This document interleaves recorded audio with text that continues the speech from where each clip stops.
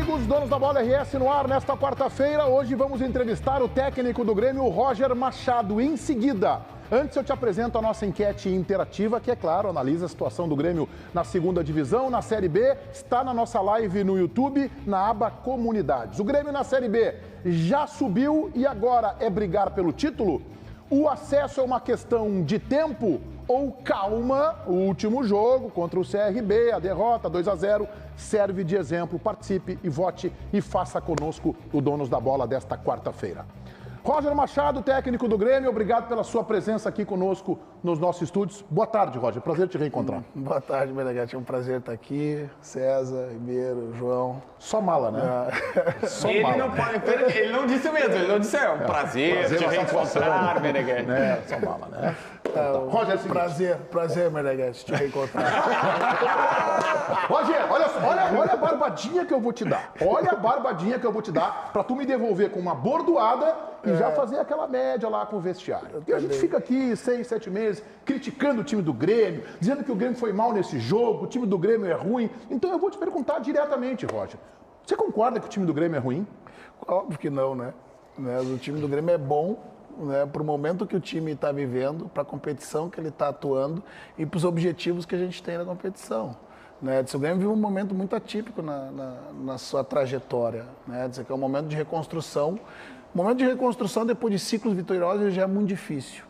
O momento de reconstrução depois de ciclos vitoriosos, que ainda o resultado é um rebaixamento para uma outra divisão, é muito mais complexo. Né? Então, isso é uma reconstrução dentro de um processo, né, de muita dor do torcedor, de luto, da crítica que ela é acumulativa. Né? Eu digo, Meneghete, que a crítica no futebol, ela nunca ela é factual.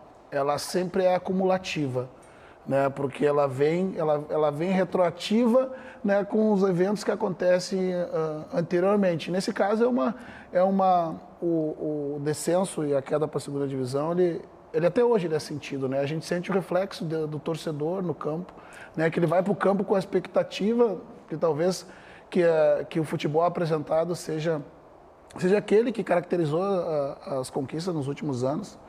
Né, e para esse momento, né, não está sendo possível fazer pela característica dos jogadores, né, pelo momento, pela competição principalmente, que eu tenho percebido da segunda divisão que é uma competição diferente, né, que a bola para menos no meio campo, que é um jogo muito mais de velocidade, de transição.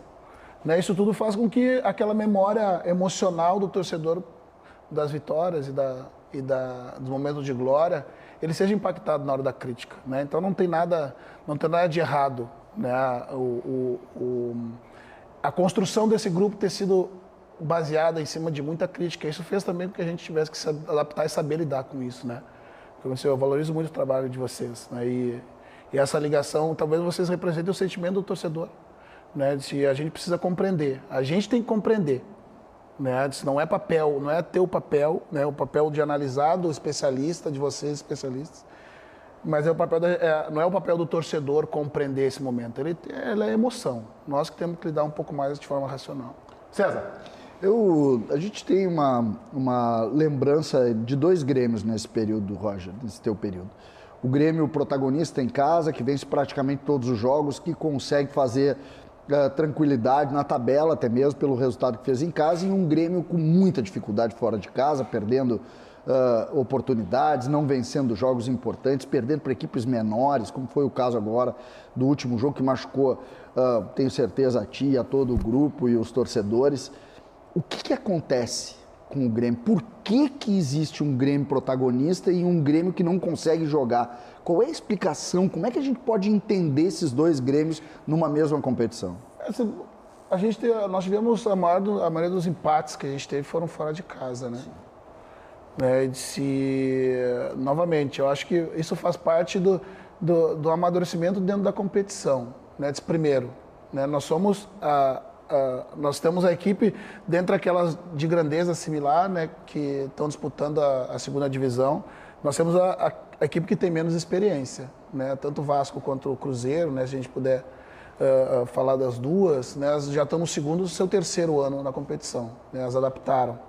Né, conseguiram até mesmo buscar jogadores com as características para aquela competição.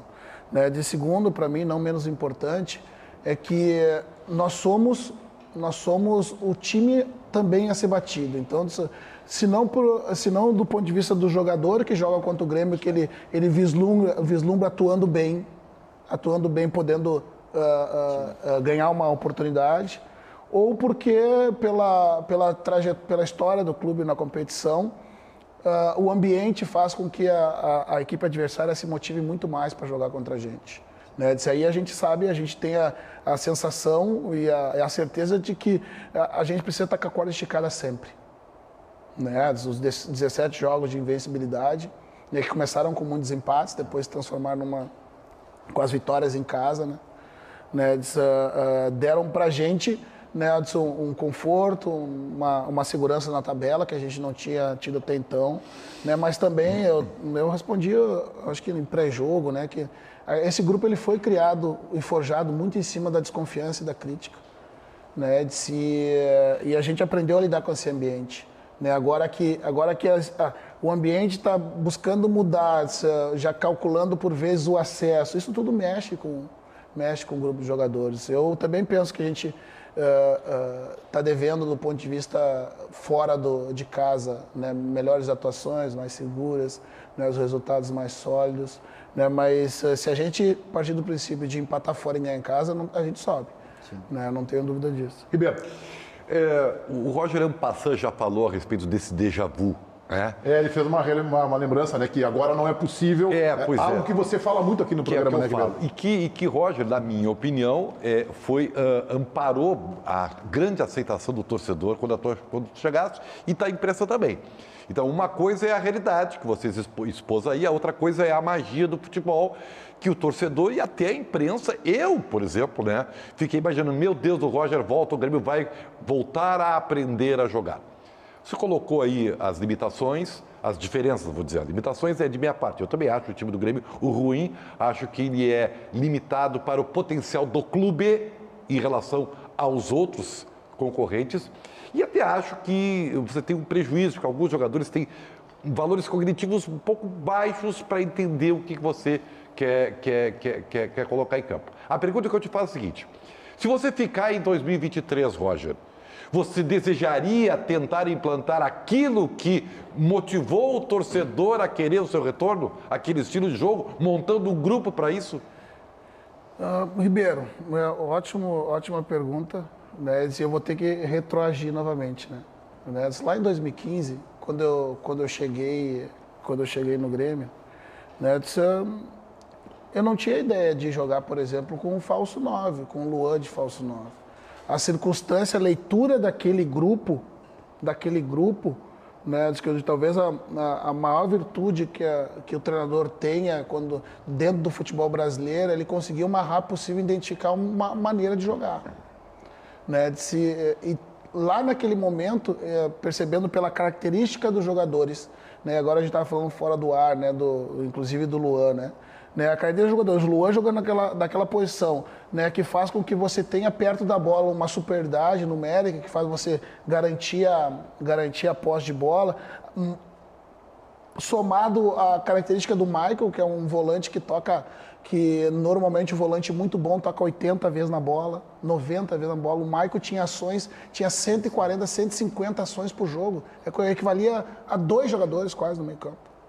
Então, foi uma combinação de fatores que ajudou. Claro, depois que a estrutura está montada, tu começa a captar jogadores e mesmo o ambiente do futebol, empresários, né, captadores, começa a perceber, esse jogador parece com quem? Ele parece com o Michael. Onde é que ele vai jogar?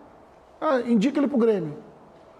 Tem um zagueiro igual o Pedro. Pô, esse aqui parece o Pedro, tá lá no Nordeste. Mas como é que tá? Traz pro Grêmio. Daí tu começa a criar peças de reposição para esse modelo.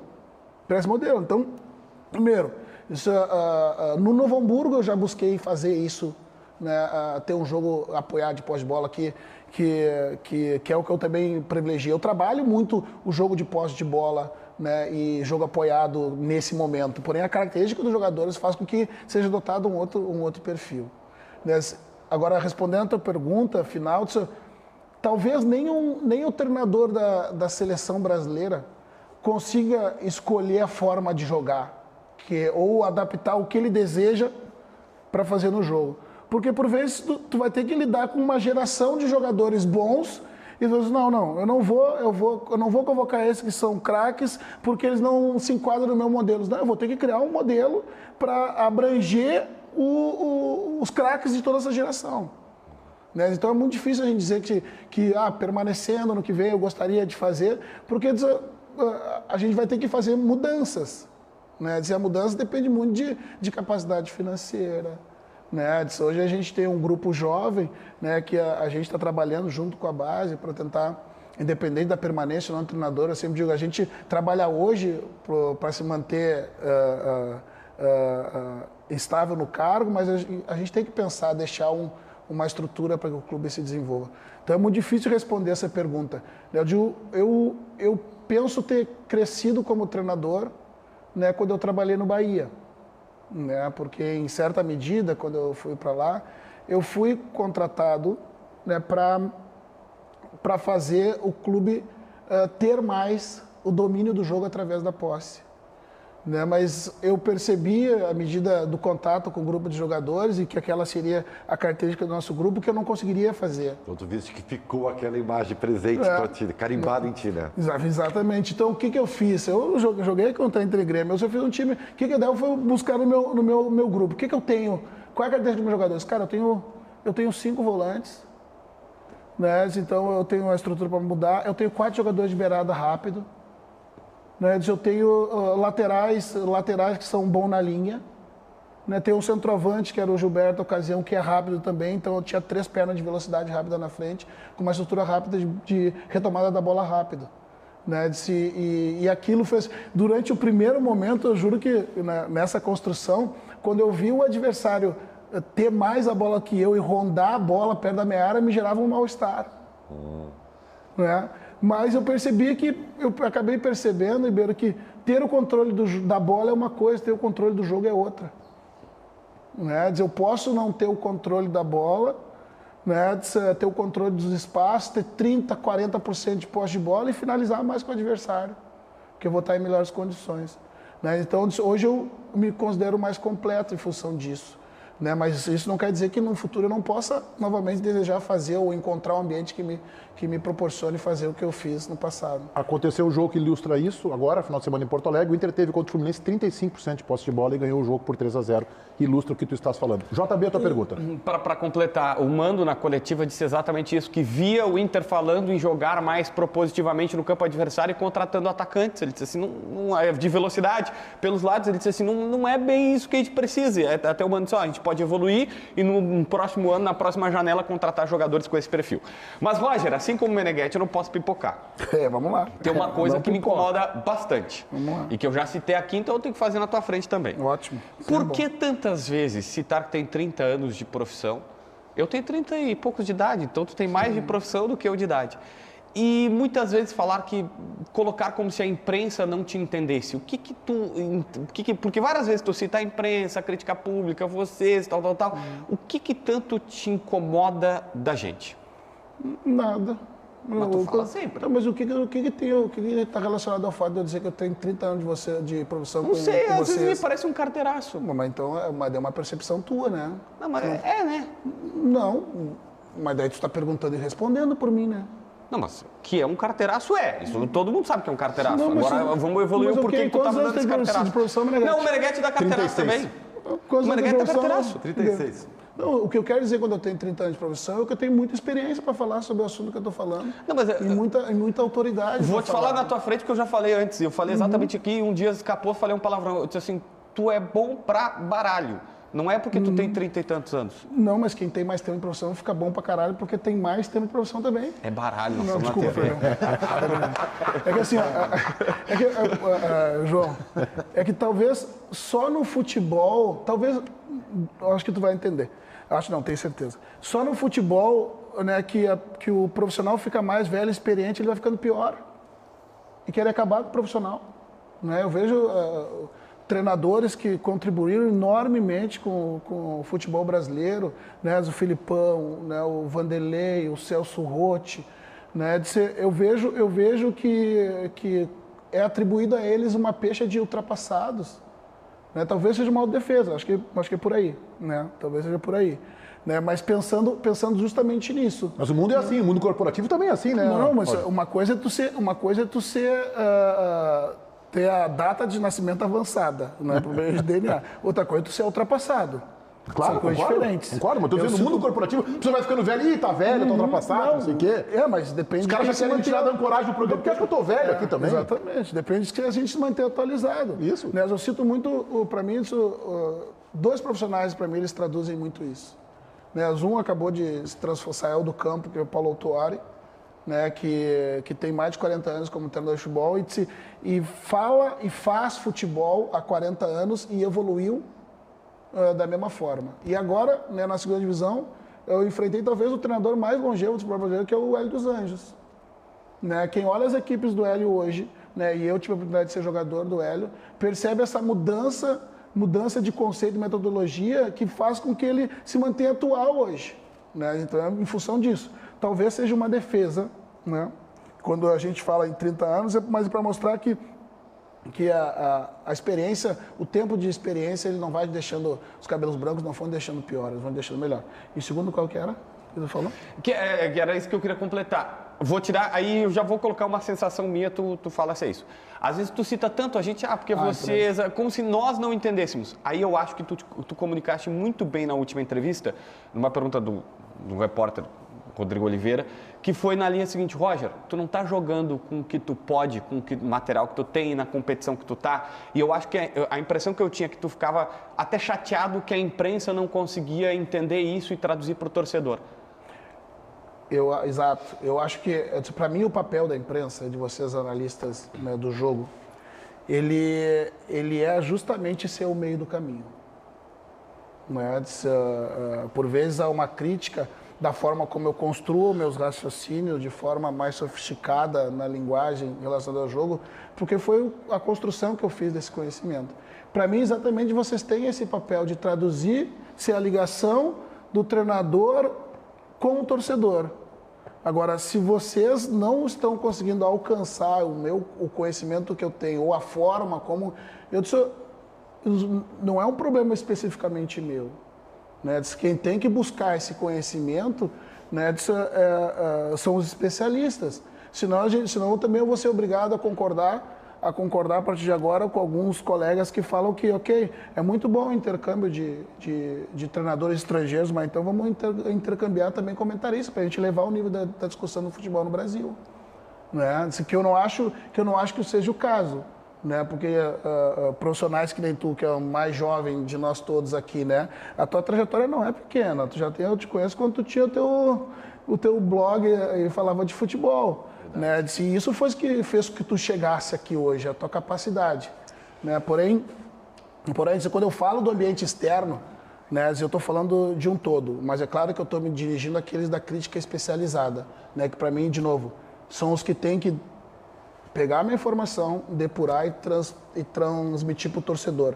E não, muitas vezes, buscar invalidar a minha opinião, o meu posicionamento como uma crítica que tu diz que se tu não entende, ela é inválida. Né? É isso que eu questiono só, né? Roger, só para deixar claro que quando eu digo aqui que eu tenho 36 anos de profissão em Ribeiro, é carteiraço no JB, no Tiger. Eu sei disso. Porque nós temos que ordenar essa gurizada, porque tu sabe que eu e o Ribeiro corremos muito atrás de ti, puxando o cabo de 100 metros na beira do campo. Roger, lata, sabe? Então, eles têm que muito aprender, viu? O Roger me deu uma entrevista quando eu tinha um canal de YouTube com 1.000 inscritos. Agora eu tô com 315 mil inscritos. Ó, isso é carteiraço. Ele tá me devendo. Isso é carteiraço. Mas isso é carteiraço. Isso é carteiraço. Pela qualidade, não pelo CV. Vamos lá, o jornalista jovem, bem informado, vai falar agora. Senhor Matheus Dávila. Tudo bem, Dávila? Boa tarde. Boa tarde, Roger. Boa tarde a todos. Eu queria aproveitar o embalo da crítica retroativa, porque 2022 começou pro Roger com aquele sentimento de terra arrasada dentro do Grêmio, né? E ele chega nesse ambiente onde o torcedor tinha muita desconfiança e ele respondeu muito sobre isso no início do ano. O que eu queria saber é que essa semana nós tivemos uma entrevista do Thiago Nunes, que passou pelo Grêmio, onde ele fez críticas ao trabalho interno. A tua preocupação hoje, Roger, é apenas o campo ou você ainda precisa administrar erros estruturais que foram gerados naquele ano do rebaixamento? O teu dia a dia é só gramado? De novo, toda a equipe que passa por um processo de rebaixamento, ele já começa essa reestruturação quando cai, né? Então, quantos jogadores saíram dentro daquele processo? Né? Quantos processos, né, eles tiveram que ser revistos? Né? Se há algum processo que ele contribuiu de certa medida para que o rebaixamento ele fosse uma realidade para o clube, é preciso a gente rever esses processos. Não é? Eu já cheguei depois do trabalho iniciado no começo do ano e as coisas já estavam, né, num caminho que me permitiu dar continuidade, né? Fiz as minhas avaliações, né?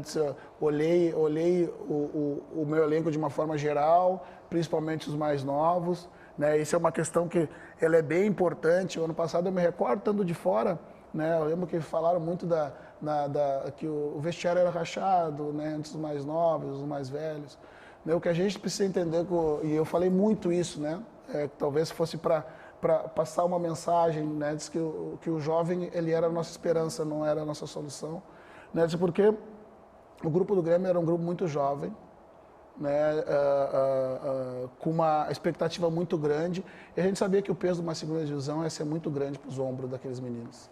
E a gente precisava fortalecer com jogadores alguns deles que tinham permanecido desse ano, né, e gozavam de um grande prestígio. A gente está falando do Kahneman, né, que ficou fora um tempo, principalmente do Jeromel, né, Breno e Chapecó, que embora jovens tem um grande peso dentro do clube, né, para que eles fossem o alicerce, né, para aí sim, né, a gente ser o guarda-chuva. Na minha vida eu tive muitos guarda-chuvas, eu costumo dizer, que me permitiram trabalhar. Daí os jovens precisam ter o guarda-chuva para conseguir trabalhar. Então, respondendo a pergunta sobre o rebaixamento e os processos anteriores, todo clube que passa por um processo de rebaixamento, ele precisa aparar suas arestas, né, refazer uma rota. Isso não quer dizer que obrigatoriamente a rota que foi feita e que culminou no rebaixamento tenha sido completamente errada. A gente sabe que os resultados do campo às vezes,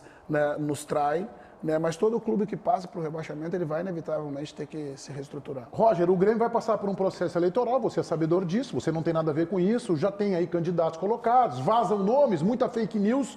Mas eu acho que em cima da pergunta do Ribeiro sobre o olhar para 2023, você quer continuar no Grêmio? Eu não tenho como responder essa pergunta hoje. Né? Eu não sei se o clube vai desejar que eu Não, eu esteja também lá. Né? Eu não sei se o clube vai desejar que eu esteja lá, né, em função da conquista do acesso, em função de uma continuidade de reformulação. A minha ligação de 30 anos de futebol. Boa, dá-lhe carteiraço nele. Quase 20 anos dela é ligada ao Grêmio. Quem me levou para o Grêmio a primeira vez foi o César, que está aqui sentado ele é o com culpado? vocês. Ele é o responsável por isso. Ele queria que eu fosse diretor. Né? E eu disse, não, meu lugar é no campo, César. Porque a nossa... Ou seja, tu corrigiu... Tu tá me driblando e tu não tá Tu corrigiu uma respondendo. bobagem que o CCD ia fazer. Deixa eu molhar o bico. Deixa eu molhar o bico. Tá enrolando. Tá me enrolando, tá me driblando. A gente não tem espaço nesse momento para pensar na vaidade de se o desejo está aqui ano que vem ou não. Toda a energia tem que ser drenada e direcionada para a conquista do acesso. Né? 20 anos de trajetória ligada a um clube não é pouca coisa. Né? Então, isso aqui eu me sinto em casa no Grêmio. Né? As pessoas sabem do carinho que eu tenho pelo clube. Desejar, eu desejo sempre. Mas tem outras coisas que vão impactar no meio desse processo. Tem 2 meses, né? Estamos falando de 2 meses. A eleição é quando? Para definir mês em novembro.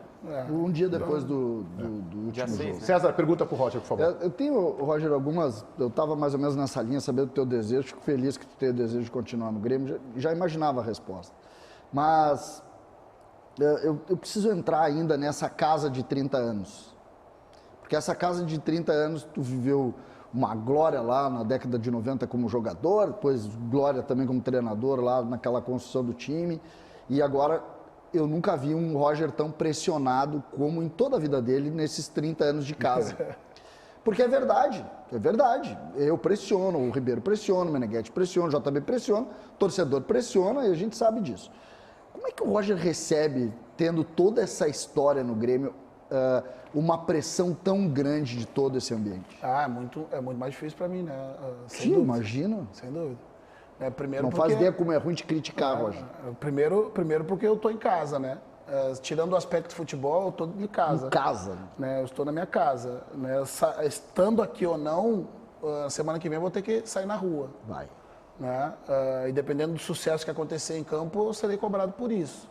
Né? Então isso vai colocando algumas camadas, né, de pressão, né? Mas muito maior do que a pressão do ambiente, de vocês, é a pressão que a gente sente, né? Que a gente se coloca.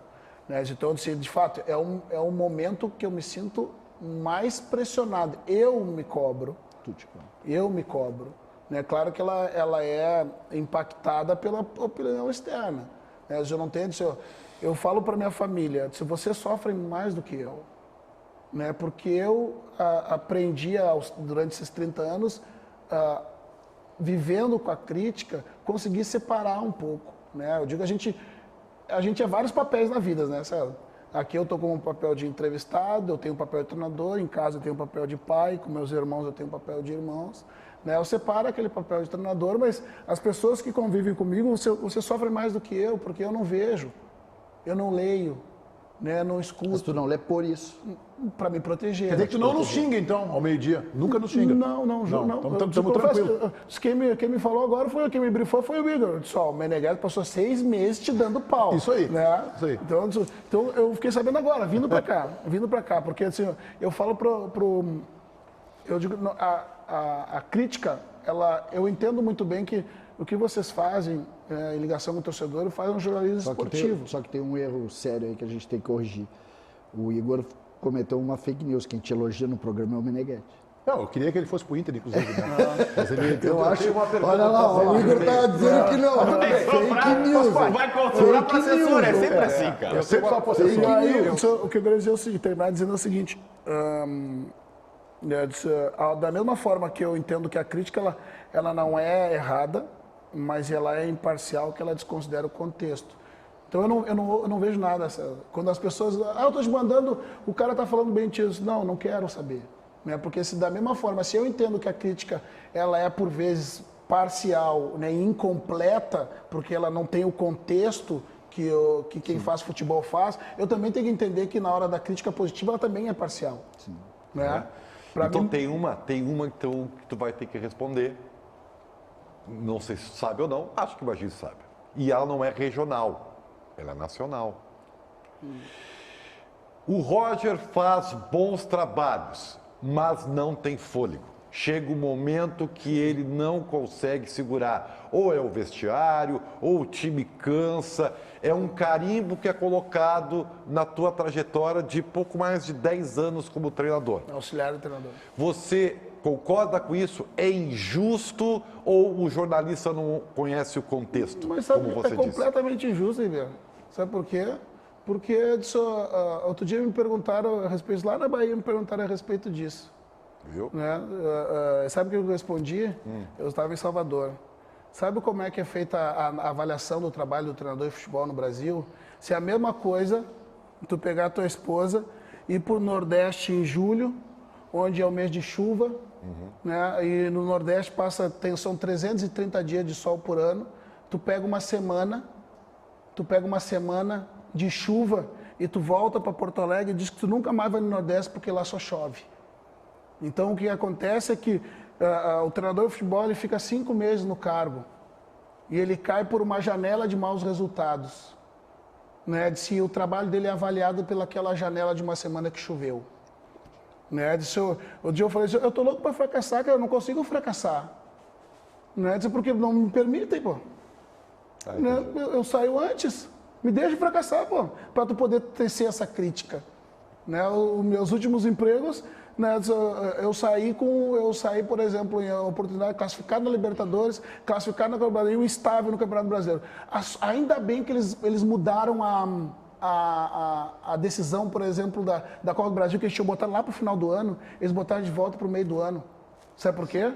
Porque quase nenhum treinador ia chegar lá no final do ano para disputar uma competição, porque cairia numa instabilidade de uma dessas competições. Né? Agora, se tu ganha a Copa do Brasil, tu ganha o fôlego para chegar até o final do ano, independente do que vai acontecer. Né? Mas eu sou louco para fracassar, né? Para poder aprender como é que é isso, né? Mas, né, infelizmente, eu sou demitido nessa janela de chuva. A última é do JB, que a gente tem que liberar o Roger, porque ele tem um jogo que é uma barbadinha no domingo. Ele vai pegar o Cruzeiro lá do Pesolano. Roger, tu não me tropeça com o Cruzeiro, senão aqueles caras donos da bola vão lá depois te dar o pau e eu tenho que te defender. Então tu não me tropeça com o Cruzeiro. Ele tem que ir lá dar treino. Vai lá, JB, a última. Não, rapidinho aqui, ó. Eu acho que tu vai se sentir de alguma maneira confortável. Confia em mim, o presidente Romildo foi nessa linha. Dizendo o seguinte, ó. Confia em mim, ó. Confia em mim, é maravilhoso. Vem comigo. Assim, ó, o presidente foi nessa linha dizendo, ó, pro ano que vem vai ter que ser o elenco, e tu foi mais ou menos assim, ó, nós temos um elenco para a Série B.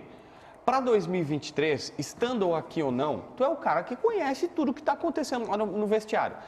Tem que ter muito reforço, tem que mudar muito, tem que trocar. E eu acho que o jogador não vai se sentir ofendido porque os caras sabem o que está acontecendo. Qual é o teu pensamento para o Clube Grêmio para 2023? Não posso fazer essa avaliação, desculpa, JB. Não vou fazer porque o objetivo desse ano, o objetivo do próximo ano passa por esse ano. Né? Passa pelo acesso. Mas vai subir, né? Agora você está acreditando. Mas eu sempre acreditei. Eu sempre acreditei. Vai, te deu duas meia-lua, que eu vou dizer um negócio aí. Te deu duas meia-lua. Peraí. Diz que ele era lateral, então tá É só eu vou te mandar. Duas meia-lua, cruzou pro Carlos Miguel. O Carlos Miguel tá teus pão zagueiro. Tu não assiste, eu vou mandar pro Igor Pova. O Igor Pova depois te resume, então pode ser? Porque eu dizia assim, ó, Série B é peladão, é jogo ruim, jogo feio, mas vai subir. Vai ser um jogo a mais, uma vitória a mais, um jogo a menos. Como é que sabe que ele não acreditava se tu não vê nada, Roger? Como é que sabe que ele não acreditava se tu não vê joga verde, né? Gente, eu preciso fazer uma sacanagem antes de liberar o Roger. Porque tá tendo uma grande notícia de Porto Alegre hoje, tá do lado do Internacional. Te serve o Edenilson? Ô, César. Te serve? Diz que sim, tá? Só dizer, diz que sim, diz que sim, tá? Diz que sim. É perto, é umas ruas ali no condomínio. Chegar lá, bate na porta. Eu vai terminando. Não tem como fazer essa avaliação. Né? Nós vamos focar no acesso. Né? Nós vamos subir. Nós vamos subir, é isso aí, Roger. Não tem dúvida. Tu tá me garantido agora. Viu? Fica feliz, JB. Eu tô garantido já. Não. Roger, obrigado pela tua presença aqui conosco. Desculpa as brincadeiras. Sabe que o acesso do Grêmio para a imprensa, seja colorado gremista, é importante. A gente vive disso. Então a gente tem a convicção de que tu vai cumprir essa missão. Obrigado, gente. Tá? Valeu, obrigado pelo programa. Um abraço. Bom rever vocês. Fazer muito O JB também? Foi bom rever o JB? Claro que foi. Claro que foi. Mas Dei entrevista num canal de 1000. Agora precisa me chamar para os 300 mil. Deu um carteiraço em nós todos aqui que tá com 300 Na verdade, foi mil. eu que fiz o canal dele subir. Exatamente isso. Boa.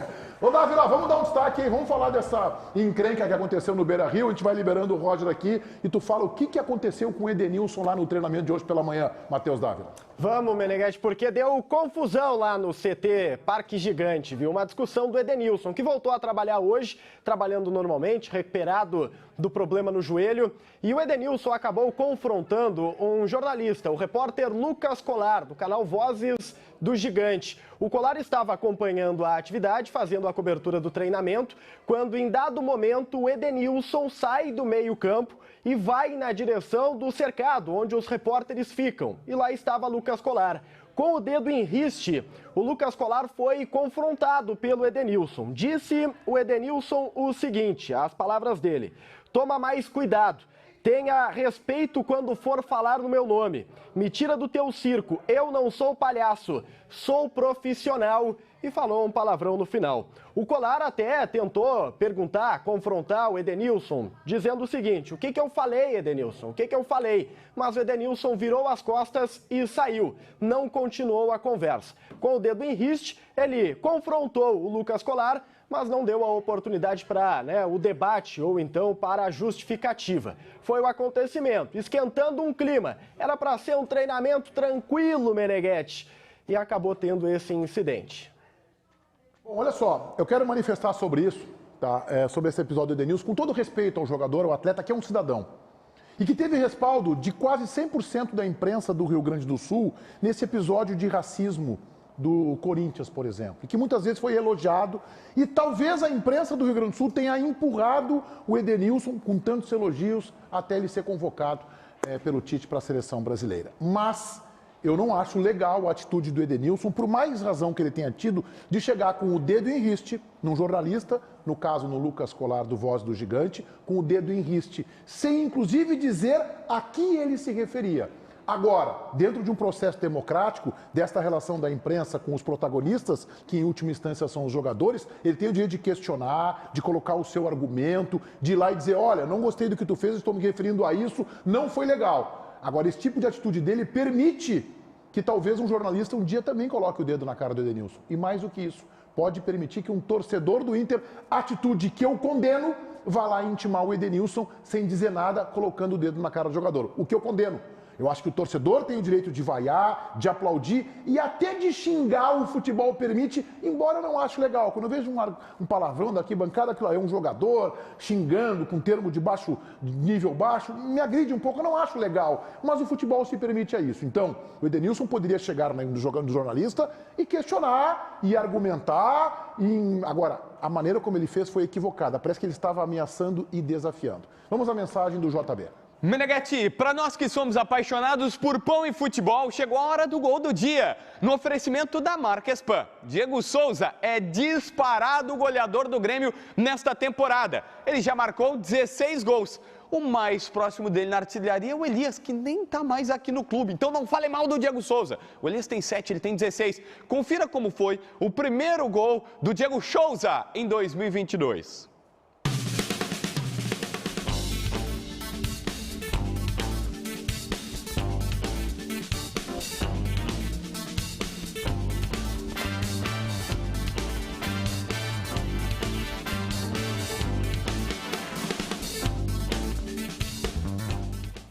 Por decreto, ninguém fala mais mal do Diego Souza nesse programa. O abraço especial de hoje vai para um grande parceiro da Marquespan, que está sempre ligado no Donos da Bola, o Supermercado Mazangui, de Osório, da minha cidade, onde eu nasci pelo menos. O dono é o Valdir, que é gremistão. Grande abraço, Valdir, do Super Mazangui de Osório. Meneghetti, sabe por que eu sou de Osório? Não. Porque em Capivari do Sul não tem hospital. Aí tu nasceu em Osório. Um abraço a toda a comunidade de Capivari do Sul e também de Osório. O Modassi não está aqui hoje, mas deixou o seu recado. Prestem atenção. Ei, presta atenção aqui. Quer economizar de verdade? Então vem para o maior atacado de ferramentas da cidade. Vem. Eu tô falando da Super Pro Atacado, que hoje eu vim conhecer. E vou te levar para conhecer comigo, tá bom? Vambora. Aqui tem ferramentas manuais e elétricas, produtos para jardinagem, camping, linhas para hidráulica e elétrica, casa, lazer e muito mais. É ou não é o atacado mais completo do Brasil, hein?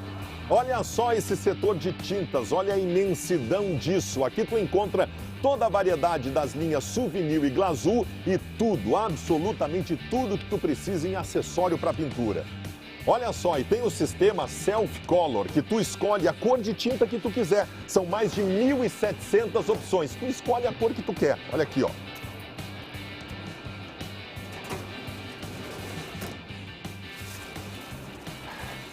Bom, agora você já sabe, né? Ferramentas e produtos para casa e reforma tem lugar, né? Na BR-116, quilômetro 258, pista lateral, próximo da Expo Inter em Esteio. Super Pro Atacado, a loja do profissional. Baldacinho fez o rancho, fez a festa lá na Super Pro Atacado. Ribeiro, eu quero te ouvir sobre o episódio, sobre o destempero de Edenilson. Eu vou dizer o seguinte, inclusive gravei no meu humildezinho canal, né? Boa. Há pouco você estava vendo que eu gravei. Isso, eu vi. É. Já tá no ar? Tá no ar, tá no ar. Tá bom, todo mundo lá. Eu acho assim, ó, que o Edenilson é um bom jogador, pô, o cara que chegou à seleção brasileira, né? Eu acho um cara, e vou dizer, me surpreendeu, porque eu vejo no Edenilson um cara muito consciente, um cara, sabe, que ele não é de externar, assim, ele não tem chiliques, é um cara que se defende quando se sente contra a parede, foi naquele caso, por exemplo, com o jogador do Corinthians e tal, mas ele é um cara ponderado. E isso só é revelador o que aconteceu. É revelador que cara, a bolha estourou, Meneghetti. Há um clima que está deixando o ambiente pesado internamente para o jogador na sua cabeça. E isso aí tu não conserta facilmente, Meneghetti. Não conserta. E eu vou dizer, para mim o episódio de hoje demonstrou que realmente está na hora de ele sair, respirar novos ares. César, quero te ouvir. Não, primeiro que eu não acho tão absurdo assim, eu acho que o Edenilson está claramente pressionado. Esse processo de pressão não é uma coisa atual, é algo que vem carregando com ele. Sinceramente, eu acredito que ele tenha que sair mesmo do Internacional e ir para a Arena. Eu ficaria muito feliz em ver o Edenilson com a camisa do Grêmio. Não, porque bom jogador, tem que criticar os ruins, cara. Parece o Grêmio critica os bons também. Esse aí não tem que criticar, tem que criticar os ruins do Inter. Os ruins do Inter ninguém toca. Os bons é uma guerra contra eles. E isso não vamos dizer que é a imprensa, que não é. É em cima de um jogador que tem um histórico de dificuldade aqui, mas que não passa por ele. O Internacional produziu times ruins nos últimos anos e o Edenilson talvez seja uma das poucas boas notícias. Uma das poucas boas notícias. Eu acho um absurdo a crítica e a crise que se faz ao único jogador que ainda tem um fiozinho de esperança de ir à Copa do Mundo. Eu já vou chegar no assunto que é o Edenilson com o repórter, mas antes eu quero só pegar esse teu gancho aqui. A torcida do Inter não ganhava e aí elegeu Rodrigo Caetano, Marcelo Medeiros e os dirigentes como os vilões. E aí eles eram os culpados, entrou o presidente Alessandro Barcelos e parecia que por muito tempo se falava como se essa direção fosse... eu não acho que eles são ruins, não é isso, só que eles fossem os salvadores da pátria. Aí daqui a pouco o Inter começou a não ganhar e teve um ano que de fato foi ruim, né, recentemente. E aí se elegeu o Patrick, o primeiro Dourado, depois Patrick, Cuesta, Lomba, esses caras são os frustrados. E agora não ganhou e o alvo está no Edenilson. E depois o alvo vai estar, se não ganhar, e que é possível que não ganhe, o alvo vai estar no Mano Menezes e aí depois vai ir para outro. Sabe qual é o grande problema? É que o Inter não ganha. O Lomba saiu do Inter e vai ser campeão do Palmeiras. Ou qualquer outro jogador que sai, porque o cara sai... Não, CCD. Eu estou dizendo que a instituição, o Inter como um todo está falhando e o torcedor vai e só vai mudar o culpado. E daqui um pouco já está chegando o presidente. O torcedor já está indo. Já está. Já chegou a hora. Chegou a hora. Eu sei, mas ainda não está insuportável. Sai o Edenilson, vão culpar quem? Vão culpar outro. Aí vai ser outro. Daqui a pouco vai ser... Não, eu sei quem vai culpar. Vai culpar se um outro falhar e algum jogo vai ser culpado. O Gabriel Rufi, ele não é, eu até acho que o Dourado é um pouco melhor que ele, o César acha que o Gabriel é um pouco melhor que ele, beleza, mas não, ele não é nem muito melhor, nem muito pior que o Dourado, tá? Ele é um volante da mesma média. Só que o torcedor abraçou ele, não foi por causa dele, foi por causa do Dourado, que o torcedor não aguentava mais e achava que o Dourado era um perdedor, e aí bota ele e aí renova a esperança. Daqui a mais um pouquinho, não ganhou, ele também vai ser vilão, e vai ser assim, vai ser A minha única crítica, Meneghetti, a isso, primeiro, eu acho que chegou o que o Ribeiro falou, o Baldasso ontem falou a mesma coisa. Eu acho que o ambiente dele realmente está inviabilizado aqui nesse processo e brigando com a imprensa também, mostra também o nível de tensão dele. Agora, eu só não gosto quando botam ele no saco do Dourado, no saco do Lomba, Não! Por quê? Porque ele é melhor do que esses caras. Mas não é por ser melhor ou pior que eles estão nesse carimbo. É porque perderam. Tá, mas o César, e o fato dele ser melhor... Tá? O fato dele estar, como tu está dizendo, no radar do Tite para a Copa do Mundo, na minha opinião, poderia ser ele, poderia ser o Renato Portaluppi ou o D'Alessandro. Eu acho que ele errou na atitude, eu tô me reportando na atitude. Eu acho que eu também concordo que o torcedor do Inter marcou excessivamente o Edenilson, eu acho que foi há um certo exagero. Mas ele não tem o direito de chegar com o dedo em riste, sem inclusive, eu acho assim, nós vivemos num mundo civilizado, mas ele podia chegar lá e conversar e até cobrar do repórter se ele se acha no direito, porque eu, por exemplo, não sei qual foi a cobrança que ele fez. Eu não sei. E talvez eu até dê razão pro Edenilson. Eu sei talvez qual é a eu até cobrança. no mérito. Eu sei qual é a cobrança. A cobrança apareceu alguns torcedores no pátio do Beira-Rio, nas costas da camisa, escrito Perdenilson. E o Lucas Colar, então, bateu uma foto disso e publicou no seu Twitter, ou algo assim. Não foi o Lucas Colar que criou a camisa, eu sei, eu sei que não. Vendo o vídeo... Só que aí ele se incomodou com isso. Eu acho que ele passou do ponto. Eu acho que ele tem que dizer pro repórter o que incomodou. Eu concordo. Eu acho que ele passou do ponto, tá? Eu acho que ele não tem que ir lá ameaçar o cara. Tá tudo certo. Não, vai lá conversar com o cara. Isso, acho que tá? Só que eu relevo um pouco porque o ambiente para ele é horroroso hoje. É um cara que tá apanhando de tudo que é lado. Concordo. E não merece, entendeu? Tá, tu quer falar?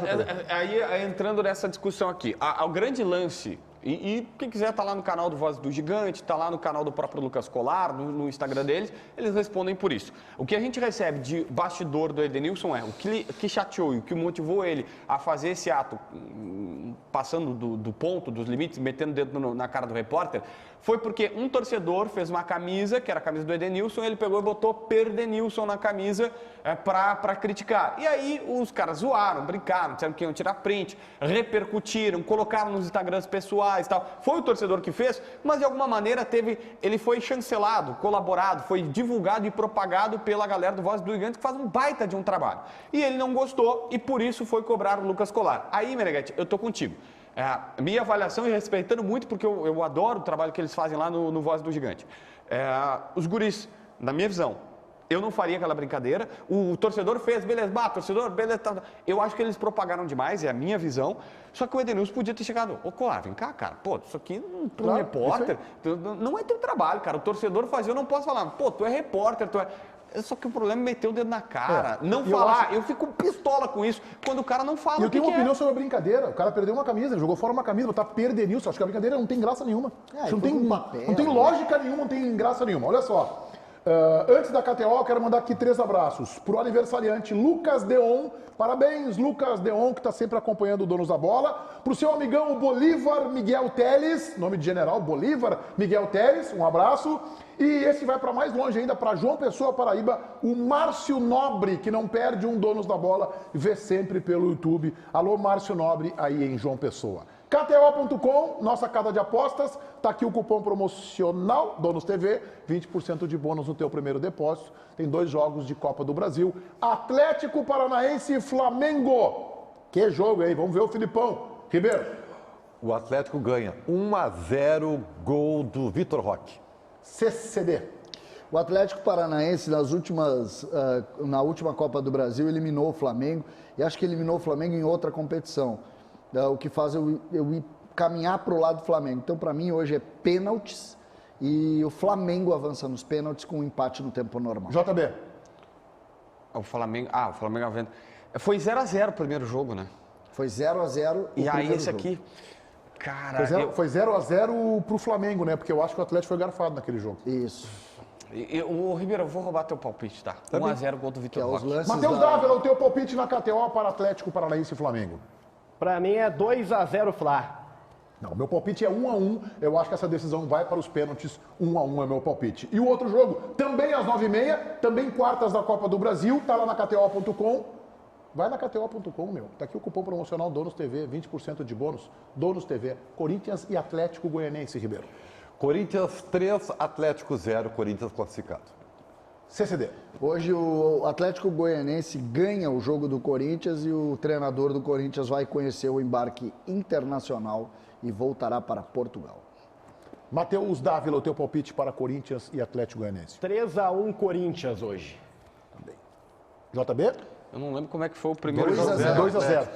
2-0. Tu não lembrar de alguma coisa é uma coisa É normal, né? Cara, eu sou galo. Em BH eu sou galo. Atlético Goianiense, tá? É Atlético Goianiense, por isso que eu Tamo bem ligado, Não, cara. Copa do Brasil. Sério. Copa do Brasil é um torneio cujo campeão vai para a Libertadores da América. O Grêmio já ganhou os 400 títulos da Copa do Brasil. O teu Grêmio. Churinho, Luiz Fernando, Peglo. JB, não tem como. Não, mas é que eu tô preocupado. O programa tá andando, viu? Sabe o que eu vou te dizer? Eu vou te fazer um elogio. Tu vai entender o meu elogio. Hoje tu estás dispersivo. Hoje. É um elogio, né? Sabe que é um elogio. Sabe que eu tô te elogiando, né, JBzinho? A melhor frase do programa, eu sou galo. Eu sou galo, eu adoro Atlético. Ele não tava falando do time, ele tá dizendo dele, da atitude dele. Ele é um cara de atitude. Porque foi o que eu entendi. Cara, é que eu CCD. Eu também. Luiz Fernando. O Alejandro Malo daqui a pouco vai Não, é mandar que o um oi pra CCD amigos. apostou no Atlético Goianiense. Luiz Fernando. Gol de Churim. Churim, Tá, e aí tu vai palpitar na KTO, não? Entra o Ricardinho no segundo tempo, bom centroavante, promessa e tal. Tá, e aí, JB? Cara, eu quero que o Timão passe com o gol do Yuri Alberto. Tá bom. Corinthians 1-0, Corinthians fora da Copa do Brasil. Intervalo e o Tiger não. O Tiger tá de folga. O Tiger tá na boa, tá em casa, tranquilinho, né? Dávila. Vem comigo então, Meneghetti. Estamos aqui no intervalo dos Donos da Bola. Deixa eu ver quantos tem aqui. Temos 17 mil no nosso chat. E eu quero o teu like, cara. Quantos likes nós já fizemos aqui? Deixa eu ver. 2 mil. Pô, o Roger veio aqui. O Roger conversou com vocês, conosco. E só tem 2 mil, cara. Senta o dedo no like aí, enquanto eu leio as mensagens. O Juan Gomes. Vaza Edenilson. Valeu, Lucas Lopes, que está dizendo Galos da Bola. O JB inventou um jogo hoje, né? Um jogo bom, inclusive. Samuel Magro. Olha o Dávila. Fala, Eduardo Machado. O Mauro Domingues também está fazendo um elogio. O Guto está dizendo corporativistas da bola. Cara, quando a gente reclama, tá, e condena que torcedores coloquem o dedo na cara de jogadores, a gente não está sendo corporativista. Então, quando, né, o jogador bota o dedo na cara da gente, a gente está sendo só coerente em criticar. Emerson Martins, é isso aí, cara. Pessoal aqui com muita vontade. Diego Bernardes, fazendo elogios ao Ribeiro Neto, viu? No combate ali com o Roger Machado. Roger já foi, gente. Roger treinou de manhã, veio aqui, deu a entrevista dele, agora de tarde vai pensar no Cruzeiro de novo. Quando o Mano voltar, eu dou um like, é o Joel Vargas. Vai demorar. Vai demorar. Eu vou falar sobre a sequência de jogos do Inter, viu? Porque o Inter só joga segunda-feira, o Pedro tá dizendo aqui no ponto. Dávila, tu dá carteiraço? Não. Flávio Five. Mal tenho carteira, mal tenho currículo pra isso. Fala, Júlio Reck. Grande abraço. O Perdenilson não pode ficar brabo, disse o Gerson. Não pode chamar de Perdenilson. Tá? Não pode. Vamos parar aqui. Volta pra lá.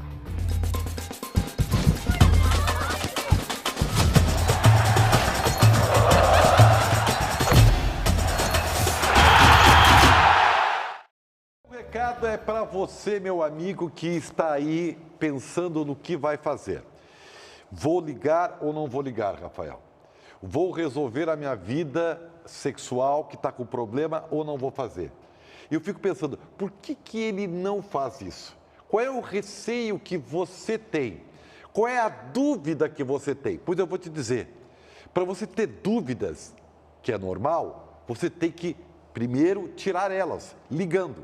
Depois você tira as dúvidas e faz a opção da compra. Mas primeiro você tem que ligar para se informar, porque a única coisa que não dá para aceitar é você ter problemas de relacionamento, problemas na vida sexual e ficar aí parado sem fazer nada. Então pega o telefone 0800 601 610 5. É isso, Rafael. É isso aí, já deu praticamente todo o recado, Ribeiro. O Vigra Plus é comigo agora e um dos problemas também principais, o pessoal tem vergonha de receber o produto. A embalagem é discreta, a entrega é sigilosa, é fácil para você que está querendo sair do zero. Então a central do Vigra Plus está liberando agora 50 linhas premiadas, ontem foi 80 pela metade do preço. Agora, preço de custo, 50 linhas, promoção nunca feita antes. 0800 601 610 5, só agora, só hoje, desconto inédito. Tiramos todos os encargos, taxa de frete, taxa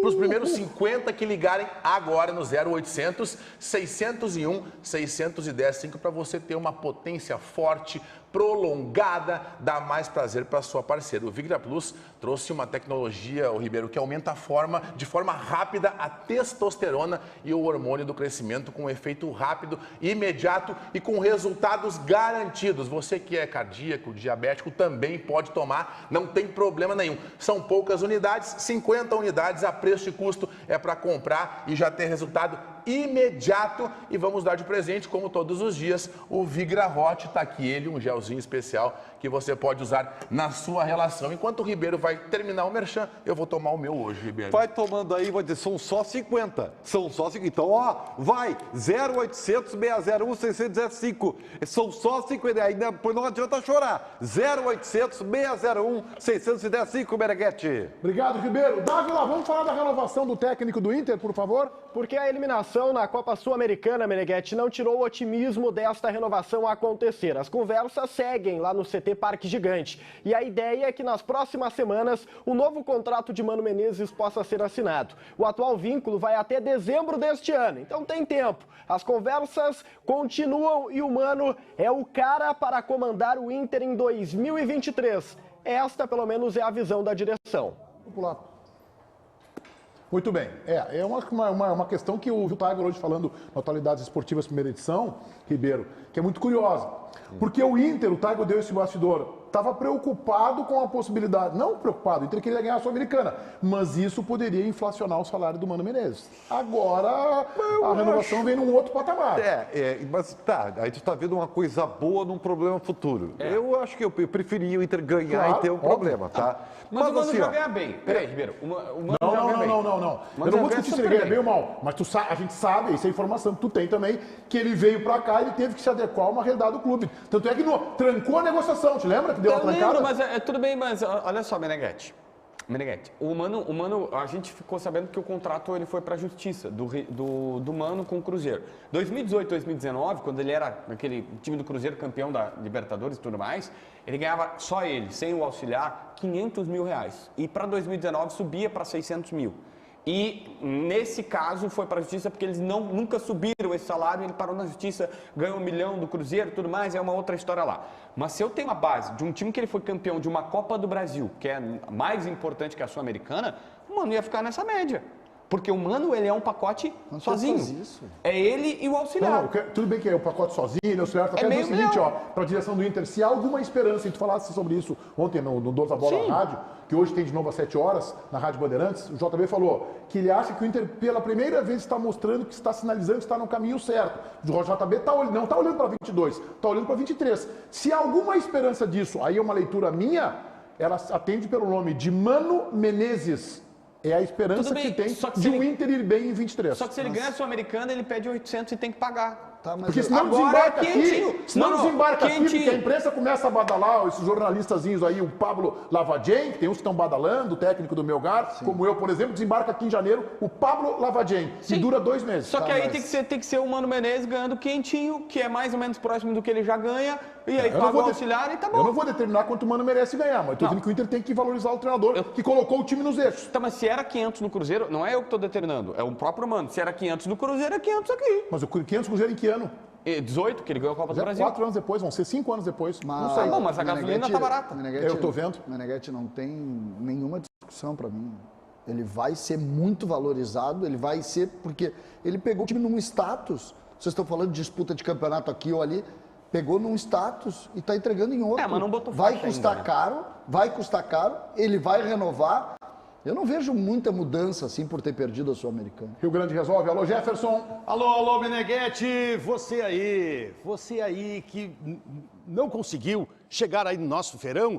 Olha, meu amigo, minha amiga, está de volta o nosso grande feirão. Ele voltou. Foi um sucesso, mas tem gente que deixou passar e ainda está na lista dos endividados. Eu quero te dizer que agora não tem mais desculpa para você continuar recebendo aquelas ligações de cobrança do seu cartão de crédito ou das parcelas atrasadas do seu carro financiado.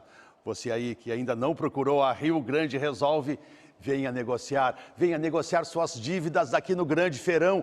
Aproveite essa oportunidade e negocie suas dívidas. Mande agora um joinha para o nosso WhatsApp 51 995 72 1184 e solicite uma análise gratuita e saiba o quanto os nossos especialistas podem fazer por você. Rio Grande Resolve, resolvendo problemas financeiros. Meneghetti. Boa, Jefferson. Vamos ao resultado final da nossa enquete interativa, lá na aba Comunidades do YouTube. O Grêmio na Série B já subiu e agora é brigar pelo título. 1/4, 25%. O acesso é uma questão de tempo, 37%. Calma, o último jogo contra o CRB serve de exemplo, 38%. Nós voltaremos amanhã ao 12h30, hoje às 7h, Donos da Bola, a versão Radio na Rádio Bandeirantes, FM 94.9, canal do YouTube, Esporte Band RS. Agora todos entre amigos com Alejandro Malo.